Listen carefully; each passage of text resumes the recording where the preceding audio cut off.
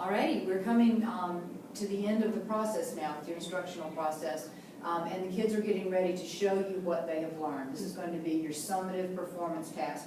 And what we'll emphasize about a performance task is that the thing that we want to look for is that this product will not look exactly the same for every student.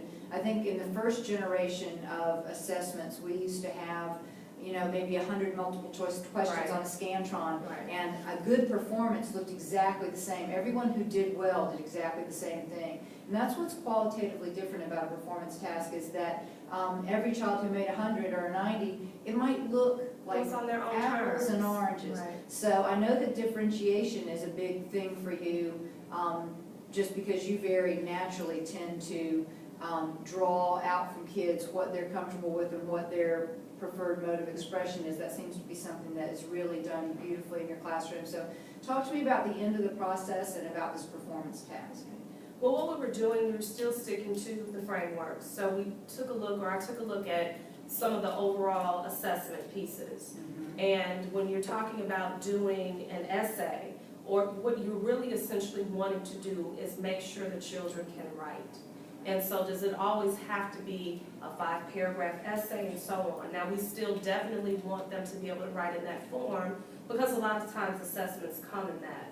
But I wanted to give them a variety of opportunities to be able to express how they were able to analyze and evaluate and summarize the things that we had been reading. So one of the things I did toward the end is I gave them an opportunity to choose, and which is, you know, so important when we talk about making them be able to think and do things. Usually we see choices when it comes to teaching the gifted learner, because we give them those varied opportunities and we don't consider allowing those same choices to be from students who may be the struggling learner. Interesting, that's true. Right, and so for this kind of closing product, I wanted to give them an opportunity to be able to express what they learned via whatever tool they wanted to use. Excellent. So it wasn't just the 5-paragraph essay or how many ever paragraph essay. It was them being able to use a venue like Movie Maker, them being able to use a Prezi presentation as opposed to maybe a PowerPoint. Them being able to still illustrate and use books, because I do have some artists in the classroom who are naturally talented. It gave them pleasure in doing the product rather than it does. And so with those pieces, I just sort of outlined what I wanted them to make sure that they included. And with that, they were able to decide, am I going to make a book? Am I going to do an essay, only because I feel like that's quicker for me? Am I going to do a movie where I get to go out with a friend or a buddy and, you know, we videotape and, you know, show our performance in class? And so that's what we did. So some of these pieces are indeed representative. Well, one of the things I noticed about these pieces is that, first of all, I know that everybody in your class writes. They all write plenty during the year. Nobody's dodged the writing bullet. But that's not the only means of expression that you've given your students, because that's not everybody's primary, but everybody's going to come away with a skill. But what I did notice is that you gave them a nice menu of ways to express to you what they had learned. They had to, in every case, use that academic vocabulary.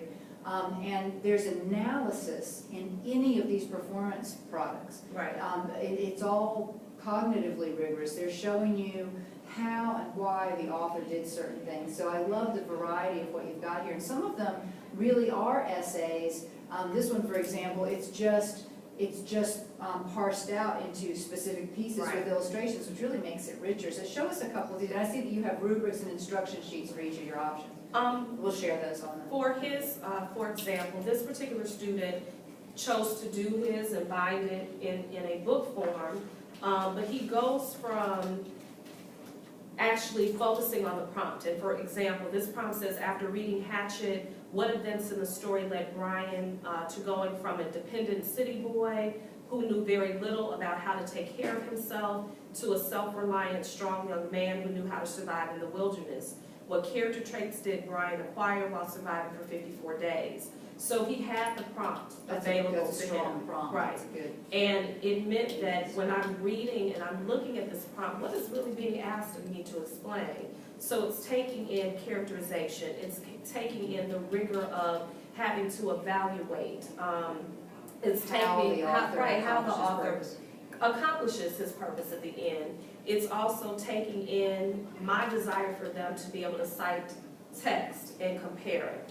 And so he comes in and he talks about the first events that occur, and he includes, you know, graphics that go along with it, and why he feels that this is sort of a way for Brian to survive. How and he I goes noticed through that these there's changes. evidence from the text on every page. Right. Here. There's no opinion or claim made that's not supported with, because this is what happened in the book. There's even some quotes in there. Right. Says, And on this page, there's a quote that he uses from the book. He's talking about one night Brian wakes up and he heard something inside the shelter that he had constructed. He was in a lot of pain and realized that this porcupine had attacked him. He pulls the quills out of his legs and he begins to cry. He was hurting really badly, and the student literally says, according to the book, it dawns on him that crying and self-pity accomplishes nothing. And so him being able to literally reference the text and then also make an evaluation on this character and his own personal characterization, a piece that makes Brian who he is as the author is developing him, the student is fully aware of that in the text as he's going through his writing. it's exactly what I want. I mean, you could write that in a college essay. Right. You know, that's characterization. He continues on with several quotes throughout. So this was an Did you example. have to teach them how to pull quotes from the text? Did they understand that that was part of citing textual evidence, or did you? It definitely was a piece. They're not going to just naturally do that. Right. But when you're going through, whether it's a literary piece or an informational piece, what is it in the text that I can find and back up? So even if we were talking about the other units in the framework, this helped to carry into, let's say, going into the novel of Anne Frank, or going into The Outsiders at the end. Now I know I have a foundation for what it means to look at an epigraph, maybe at the beginning of a text that is essentially a quote that starts a chapter, but finding it within the text now.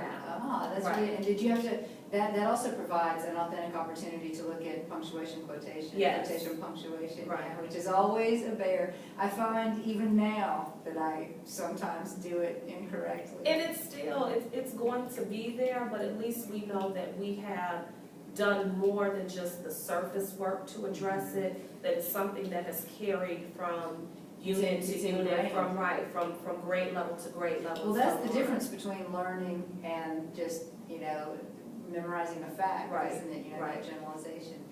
These performance pieces are really beautiful, and some of these, show us one of these just before we go from Okay. this segment, because this really keys on the literary terms, which is Right. slightly a little bit different than this sort of an analysis. This student decided to focus on some of the key elements that we tend to focus on as we're reading. And it's the language of the standards, really, Right. too, isn't it? So for her, she delved into what does it mean to have main idea.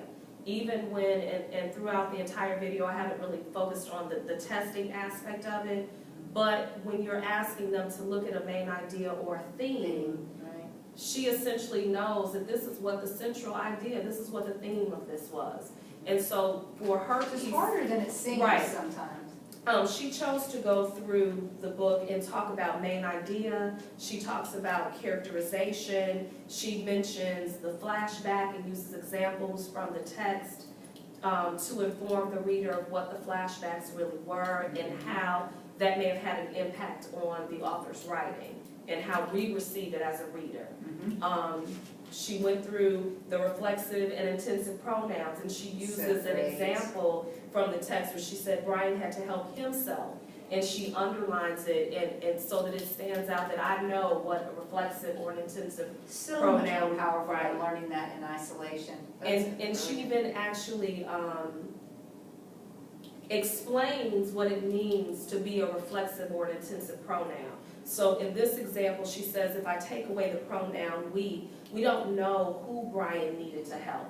So she even then just clarifies the information even more, which says, you get it. Shows I a deep understand, yes. understanding. You know what's funny is though, that this is really a great way to scaffold really sophisticated analytical writing that you might do in 10th, 11th, and 12th grade with, say, an AP Lang sort of a thing, where this is exactly what you want to do, is take these literary terms and you want to talk about how did the author use foreshadowing, how did the author use irony. You're allowing her to use an organizational style that allows her to take each of those literary terms and explore them separately, but that's exactly the steps that you need to put together a college-level essay, and I think it's a great exercise. She goes into talking about the types of conflict, the irony of what happens in the end when he finds his, he finally gets into the plane and gets the rescue pack, and then all of a sudden after he's cooked his meal, the plane comes in to rescue him. And so she was able to go through those particular pieces. And so this was just a really great way for me to really see you understand what I'm saying, and it doesn't necessarily everybody does not have to have the same format for me to know that you definitely have a depth of knowledge in what we've been doing the whole time. And it's so much richer. You know much more about what she knows by allowing her to express it to that level of detail. I also will mention again that one of the differences between GPS and CCGPS is that GPS was 20 pages long and CCGPS is 4 pages long, and it gives the instructor all of this control over, and sometimes this causes a little nervousness in the field. People say, well, it says non-literal language, but figure that could be anything, like which ones do I, but you very calmly said, look, it says to teach these literary terms, the Tier 3 vocabulary, Tier 2 vocabulary. I'm going to see what's in this book. And so if irony, in GPS, if irony hadn't been on the list for 6th grade, you might not have taught that. But it's a delicious example. So glad that you have, with CCGPS, it just gives you the latitude. If it's in the book, grab the opportunity and teach it. So what if everybody doesn't, grab it the first time? They've been exposed to it. And so you're not limited to having it excluded, which is great. And with the Common Core, it definitely takes planning and preparation. We know that we've been doing lesson plans and so on, but with Common Core, I think it has a tendency to stretch the teacher even further, because it says there's a lot of research that maybe I need to do in order to do this type of planning. It doesn't necessarily come easy. We don't always have the best teaching moments, even though that's what we always shoot for. But it is not a curriculum that you can wake up in the morning and decide this is what I'm going to teach. And you here's have the to be worksheet prepared from a workbook that I can Exactly. photocopy. Right. Yeah. This is fantastic. Thank you so much for sharing it.